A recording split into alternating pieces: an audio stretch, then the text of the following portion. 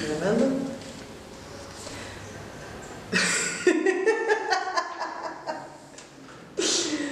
Olá, sejam todos muito bem-vindos à nossa videoaula e hoje nós vamos falar um pouquinho sobre a Umbanda que a gente toca lá em casa.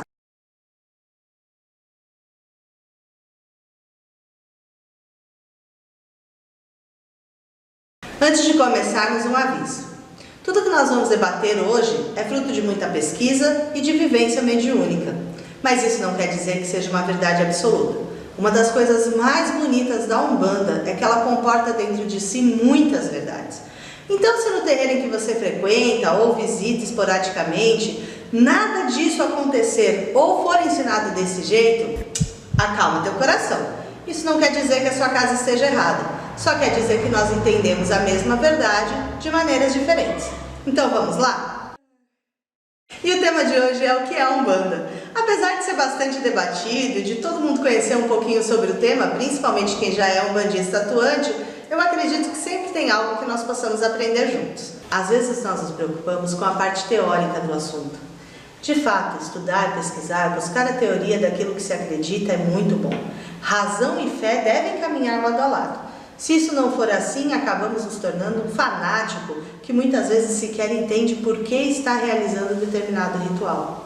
Compreender não é o mesmo que desmerecer a verdade do outro. É preciso respeito. É preciso entender que todos somos irmãos, dividindo uma mesma verdade, porém vista de ângulos diferentes.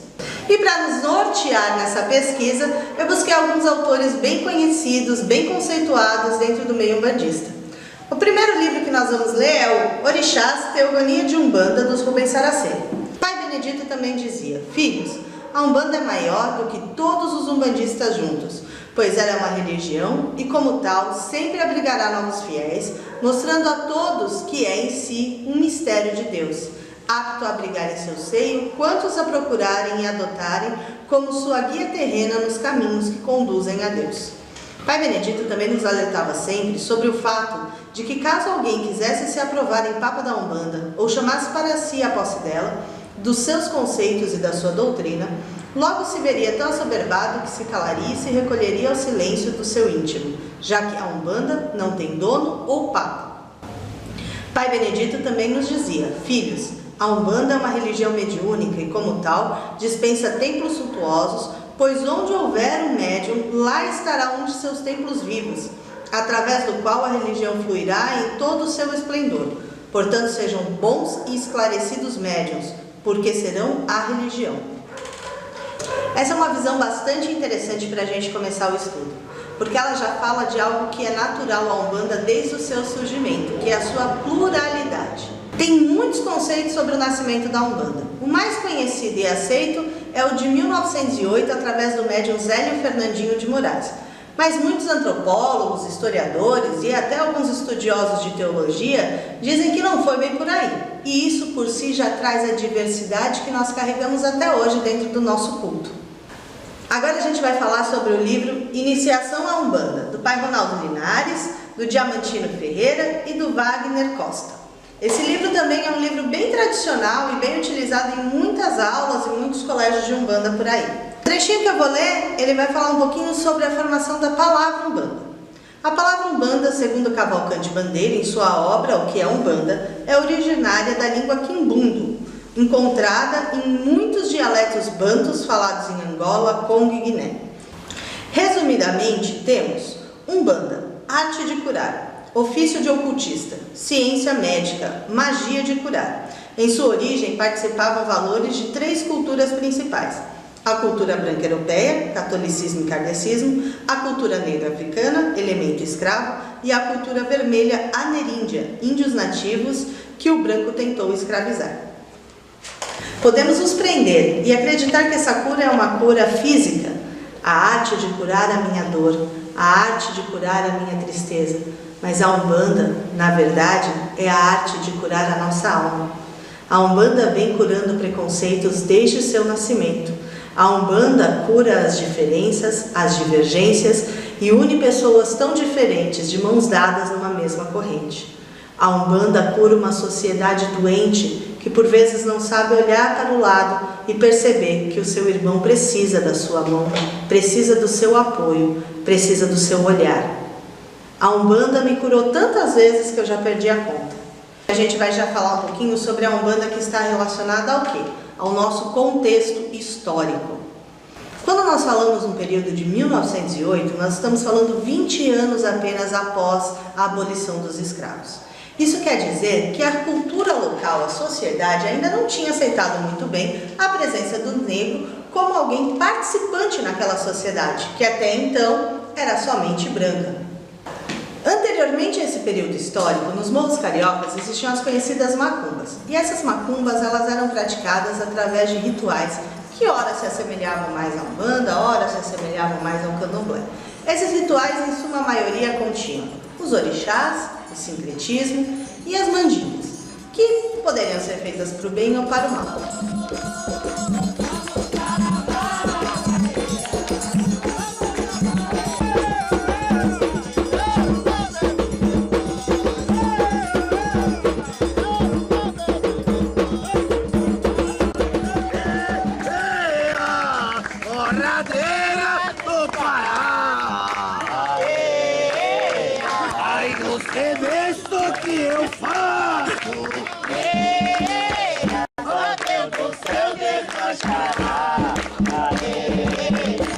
O fato é que pouco a pouco a elite branca foi se familiarizando com esses rituais e acabava buscando, através da macumba, um contato espiritual que já não encontrava tanto na Igreja Católica quanto no kardecismo. E não foi diferente para o fundador da Umbanda, o Zélio Fernandinho de Moraes.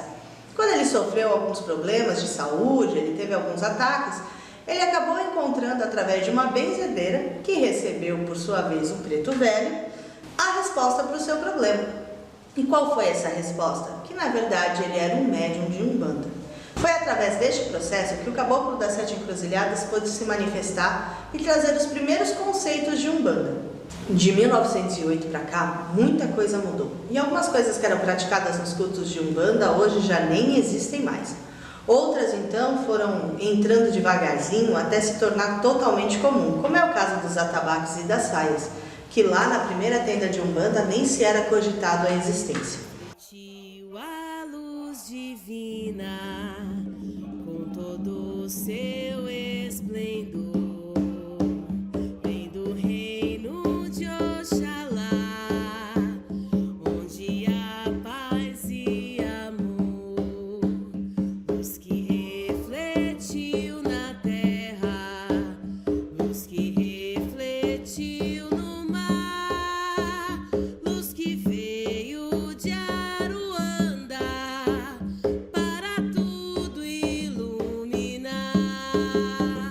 A Umbanda é paz e amor, é um mundo cheio de luz, é a força.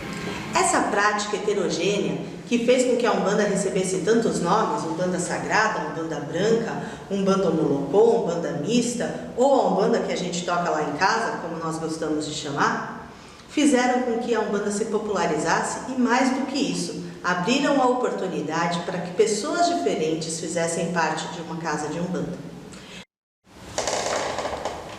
Eu vou ler para vocês agora mais um trechinho e dessa vez a gente vai falar sobre um historiador e antropólogo, o Renato Ortiz. Ele escreveu um livro que se chama A Morte Branca do Feiticeiro Negro, Umbanda na Sociedade Brasileira. E a sua visão de Umbanda é mais voltada às mudanças sociais.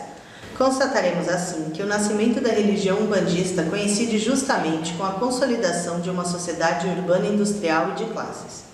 A um movimento de transformação social corresponde um movimento de mudança cultural. Isso é, as crenças e práticas afro-brasileiras se modificam tomando um novo significado dentro do conjunto de sociedade global brasileira. Afinal, o que é a Umbanda? O que não falta são teorias, momentos, datas e estudos que dizem o que é a Umbanda. Para muitas escolas, a Umbanda surgiu em 1908 com o Zélio Fernandinho de Moraes. Para outras tantas, ela já existe há tantos tempos e de tantas formas que chega a ser incontáveis os momentos em que a Umbanda cruzou a nossa história. O fato é, seja por um caminho ou seja pelo outro, a Umbanda traz evolução.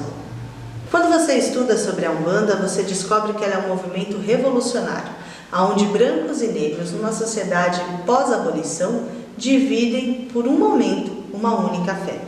Zélio Fernandinho de Moraes foi o homem que deu a sua vida a espalhar a Umbanda pelo Brasil.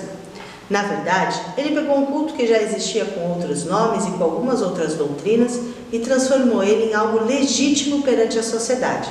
O fato é que a sociedade brasileira, 20 anos após a abolição dos escravos, não estava preparada para ter negros em seu congá, e muito menos está dando ouvidos a conselhos de velhos pretos que faziam parte de suas senzalas até pouco tempo atrás. Neste ponto, a Umbanda, trazida por Zélio de Moraes, onde tem a presença de Pai Antônio no seu primeiro culto, ainda mostra toda a sua revolução e o que mais traria para a nossa sociedade. E sabe qual é a palavra definitiva quando eu penso em Umbanda? Diversidade. A Umbanda é, mesmo que não percebamos, uma grande escola social, porque nos ensina a lidar com os nossos limites, respeitando o espaço e o direito dos nossos semelhantes. Se soubermos beber da essência do que nos é trazido pela Umbanda, diretamente da fonte, e aplicarmos realmente esse ensinamento em nosso dia a dia, construiremos uma sociedade igualitária. Então, neste ponto, chegamos à conclusão que a Umbanda é um movimento revolucionário. André Costa, Umbanda, uma escola evolutiva. Nós temos tantas umbandas e tantas escolas que a diversidade, no mínimo, deve ser aceita por todos os terreiros. Se há uma coisa que eu posso dizer que é Umbanda é respeitar a diferença do outro. E quando aprendemos o que é amar e respeitar, nós com certeza poderemos fazer a caridade de maneira mais verdadeira, levando ao nosso irmão muito mais do que 1 quilo de açúcar ou um pacote de arroz, mas levando ao nosso irmão a compreensão e o respeito a que todos nós merecemos ter. O que é Umbanda, com certeza, é muito mais do que nós podemos encontrar em todas as pesquisas, em todos os livros, é muito mais do que conceitos. Umbanda é a palavra do preto velho se refletindo na nossa vida. Umbanda é a palavra dos nossos guias guiando os nossos terreiros. E com certeza, cada Umbanda vai ser de um jeito, porque se eu sou diferente de você, por que nossos guias seriam iguais? Todos são pessoas trazendo as suas experiências e conhecimentos e transformando isso em doação, em amor. Se eu posso definir o que é Umbanda, Umbanda é amor, Umbanda é compreensão, Umbanda é caridade, Umbanda, acima de tudo, é respeito. Porque foi esse respeito que nós ganhamos quando o caboclo das 7 encruzilhadas deu voz a índios, negros, mulatos, brancos, mulheres e tantos outros que eram marginalizados. Umbanda é entender a sabedoria de um marinheiro, a esperteza de um pilintra e a gargalhada de um Exu. E nisso sim nós vamos refletir todos os conhecimentos que o mundo tem à nossa disposição. Quando pararmos de nos apegar àquilo que é certo ou errado e começarmos a crer naquilo que realmente pode transformar a nossa vida, aí sim todos entenderemos o que é Umbanda. A Umbanda não pode ser domada, doutrinada ou mostrada de uma maneira como nós queremos.